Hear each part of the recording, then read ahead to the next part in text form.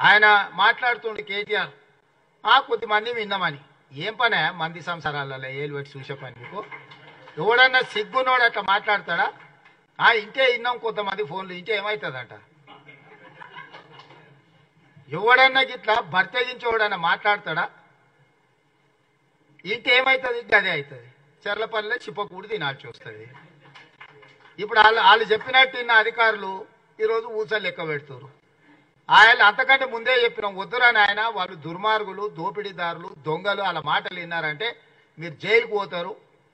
మిమ్మల్ని తర్వాత తిరిగి కూడా చూడరని ఇవాళ కేసులలో ఇరుక్కున్న వాళ్ళని అయ్యో పాపం అని కూడా అంటలేరు వాళ్ళు చేసినాం ఇట్లనే చేస్తాం ఎవడు మాట్లాడతాడు ఊర్లలో ఆవారగాడు మాట్లాడు తాగుపోతాడు మాట్లాడతా గట్లనే చేస్తాం మేము బజార్లో బట్టలు ఇప్పుకొని తిరుగుతాం అయితే ఏందని ఊర్లలో అన్నారు ఎవడంటాడు తాగుపోతాడు తిరిగిపోతాడు అంటాడు గట్ల మేము ఇట్లనే ఉంటాం ఊర్లో ఎవరైనా పెద్ద మనిషి పిలిచారా ఇది మంచిది కాదురా నాయన పద్ధతి మార్చుకో అంటే మేము ఇట్లనే ఉంటామా ఏం నువ్వేంది నాకు చెప్పేది సేమ్ కేటీఆర్ కూడా బర్తగించిన అచ్చో సాంబోతులాగా మాట్లాడుతుండు